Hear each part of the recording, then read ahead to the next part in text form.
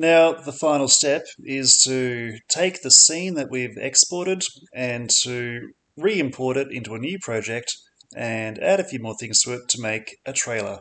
So let's call this one post-apocalyptic trailer. Start. Oop, now I've already got the title of that name, so I'm going to call mine demo, but you don't have to. Okay, now we want to open up the playlist because what we're going to do is to firstly import the file that you've recently saved. So there's my post-apocalyptic scene. I'm going to put it in there. And the other thing you need to add in is those other files from the trailer folder. So to select those, that's some music, some lightning sound effects, and some title cards. So this part of the process is pretty easy.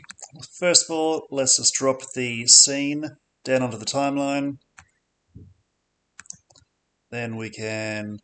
Now, this is actually the music, but the music is... I'm pretty sure it's a video as well. It is. So let's just undo that. So let's add a couple video tracks here and drop that music one there onto video track 2, detach the audio, detach that video, and then we've got, this is that classic sort of epic music.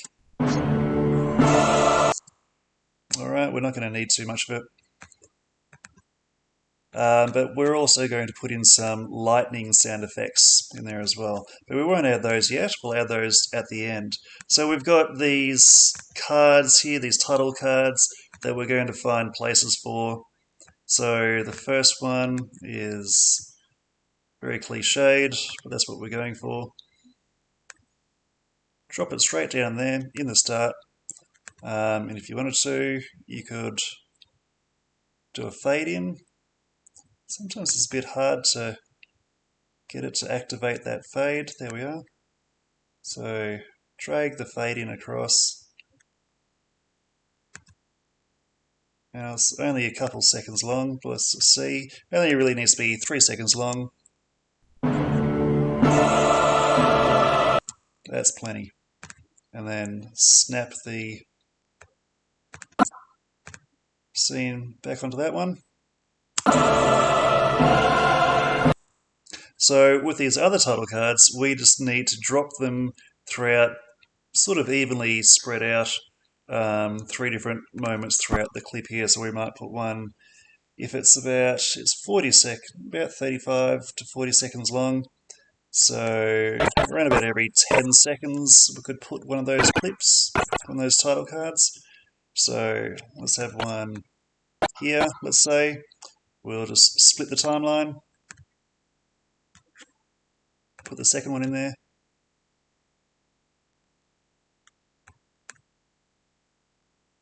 Okay. Another 10 seconds after that, or thereabouts. Split it. Title card 3. Add it in. And then that last one. So the last one says a few survived.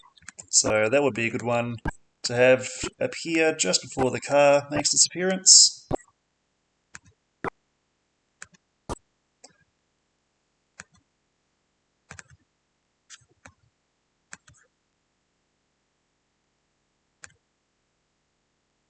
There we go. Only a few survive.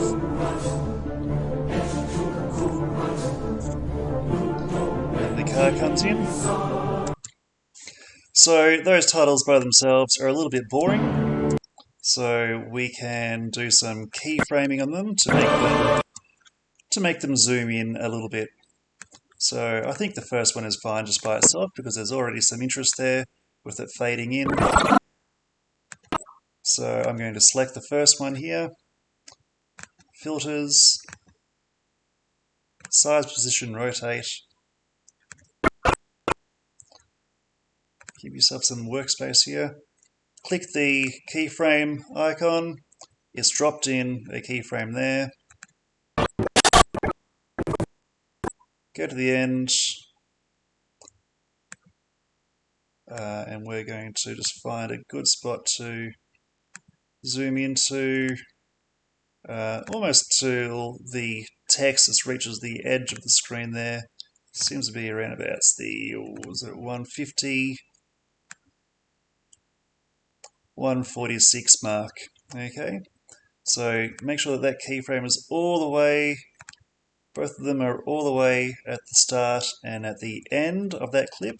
So then when we play it back, we get this dramatic zoom in there. Okay, it actually probably goes for a little bit too long, but that's fine. Go back to the timeline and repeat the process for the other clips. So it's pretty straightforward. We add the filter,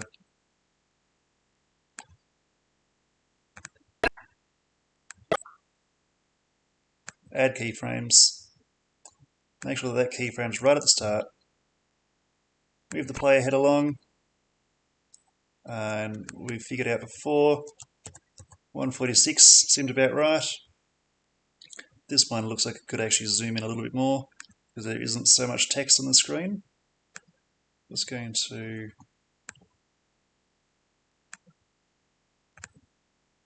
that looks fine. Move that keyframe all the way to the end. Go back to the timeline. And the last one.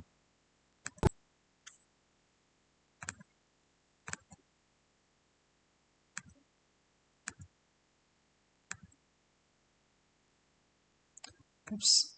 Now, don't know why I was doing that. We need to add keyframes first. First keyframe right at the start. Second keyframe. Figure out how much you can zoom it in. Again, it's about 146. Make sure that that second keyframe is right at the end. Go back to the timeline. Okay, and then we found before we might just fade out at the end as well.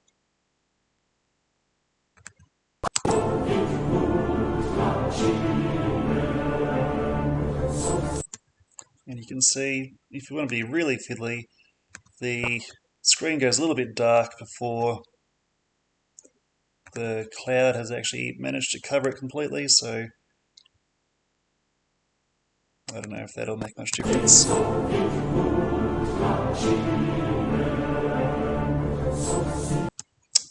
It's good enough.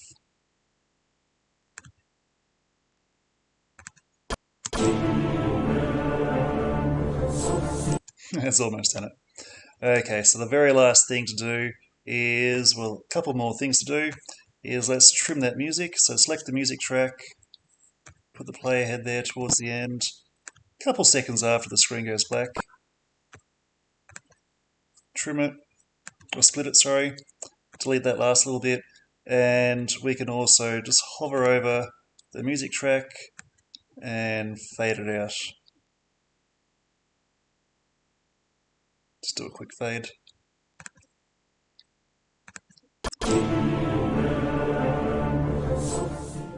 Okay, so now the very last thing we'll do, we haven't saved it for a while, let's save it, is to add in this lightning sound effect. Okay, so we've got the music on audio track 1. Let's give ourselves a little bit more working space here and add in another audio track.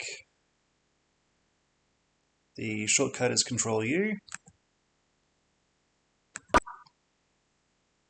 So let's drag down that lightning sound effect. And now we need to find the places in the video where we've got some lightning occurring.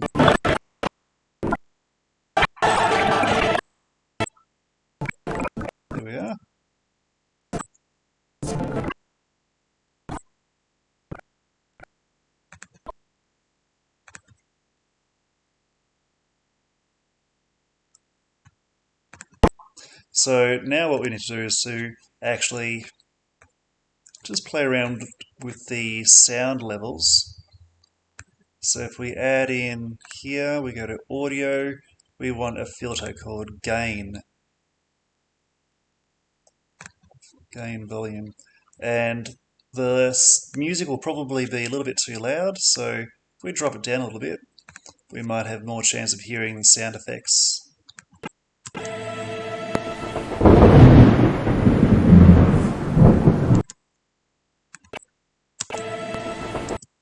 That might have made the music a little bit too soft. Just reset it. Maybe take it down a little bit less than that.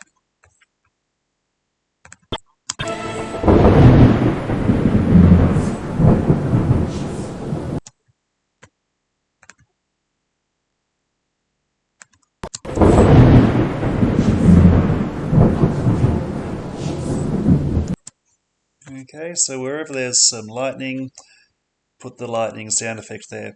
So I've got a second bolt of lightning appearing while the first sound effect is still happening. So I'm going to add in a third audio track and use that also just to layer some lightning sound effects.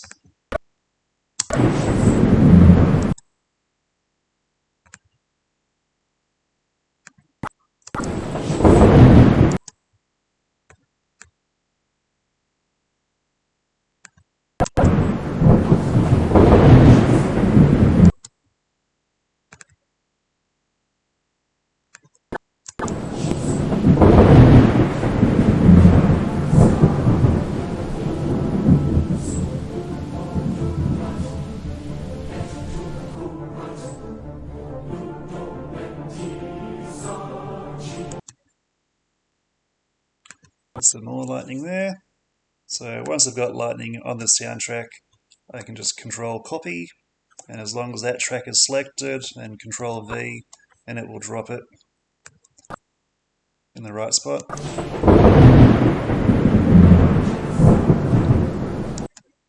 And there's another one. So find where the lightning occurs. Where does it start?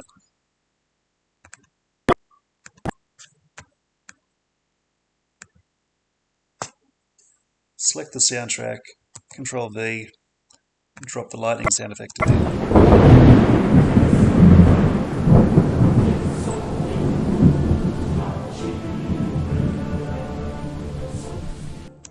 And that is the last step in the process. So save that, export it once more, and this time call it post-apocalyptic trailer or last day's trailer, whatever you like. There is one last thing that you can do if you really wanted to, just to further add a little bit more interest to it. So as it's playing as it is, that scene is fairly static. So what we could do is we could add some keyframes to each of those clips there, starting in, zoomed in on that building there in the middle, and just slowly zooming out to a full reveal by the time it gets to the car rolling across the screen. So by this point, you should understand the process of adding in keyframes to animate an image, the same way that we've done it with the title cards. So in which case we would select that first clip, go to Filters, select the Size, Position, Rotate filter, and add in the keyframe. So let's put that first keyframe right at the start. We're going to add a keyframe in at the end as well. So by the end it's going to be, well, let's just see. So go back to that first keyframe there. Let's see if we can zoom it in. Okay, if we start, that's not a bad shot to start on. And then we don't want to zoom out completely in this first shot. So if we zoom out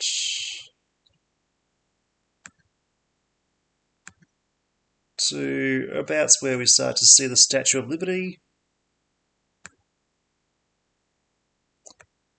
and let's just remember 174.9 because that's where we'll start on the next one. 174.9, go back to the timeline, select the next clip,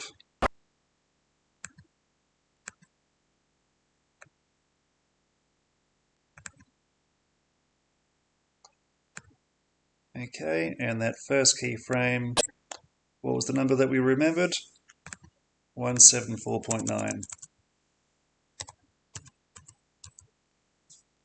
Okay, and that takes it exactly back to that where the last clip finished. Okay, and we'll zoom out again a little bit more, not all the way.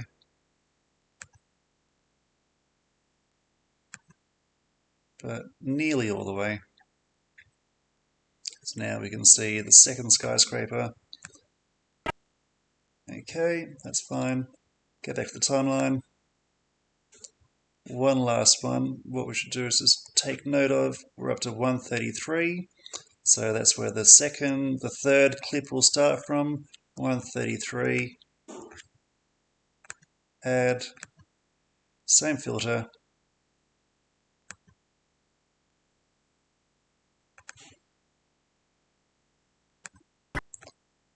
Select that keyframe. 133. And let's zoom this one. If you just click that reset button, it'll take it all the way out to 100. So that one doesn't have too much more to zoom out to. Go back to the timeline. So that's just going to add a little bit more interest. Let's just have a look.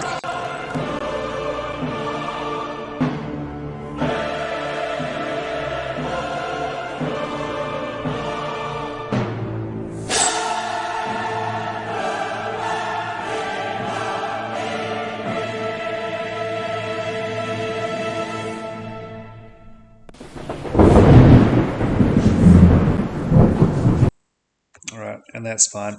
It's all going a little bit slow. You could actually tighten up these title cards a little bit. They don't have to be quite so long. But other than that, if you wanted to add that little element to it as well, that's quite easy to do.